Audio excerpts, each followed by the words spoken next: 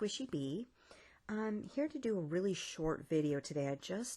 I'm going to do something a little bit different and ask for prayer today for my family that lives in the Philippines.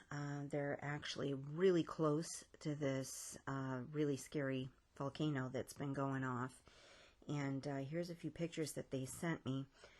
So you can see how close. This is terrifying to think that they would be close enough to take these pictures, and that I'm safe here in the United States and can't do very much about it. But the one thing that we can do is pray, and so that's why I'm here, to try to get as many people as I can find. I know I'm a teeny tiny channel and probably not too many people are going to see this, but I figure anybody, you know, that happens to hear this, you know, will help.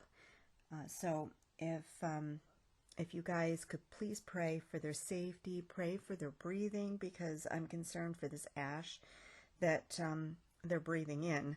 They did tell them to get these goggles and masks, but I mean, how many people just happen to have this sitting around, let alone in the Philippines? It's not, you know, something that a lot of people just have handy.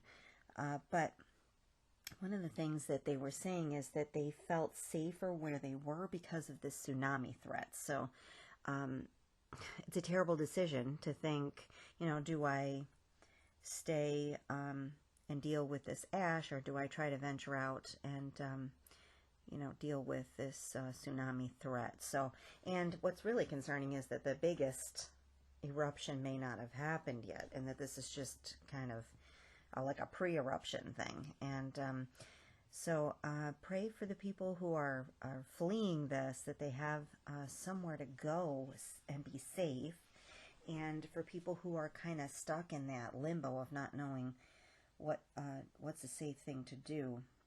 And you know, we have people all over the world that are struggling right now, and man, we need to definitely pray for people that are, you know, dealing with some really scary stuff while we're sitting here safe, you know, maybe not realizing how good we have it. So the other thing is, these guys have had a really rough year, actually, because they've lost their whole pig farm to this African swine flu. So that was another thing I was hoping that you guys could pray for. We need to really be praying for all of these things, because we're losing a great deal of animals and things from the sea that the Bible talks about in Hosea. I think we're already starting to see the beginnings of this. I think it's going to get much worse during tribulation, but I think that we're starting to see the beginning of this with all of the fish and dolphins and jellyfish and all kinds of things washing ashore, and now we're losing all of these animals to Australia.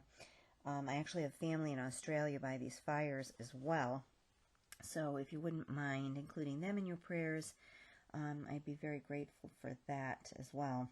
And I have more family flying to meet them, and I don't even like the idea of flying right now with everything that's going on, let alone flying into, you know, what's going on in Australia.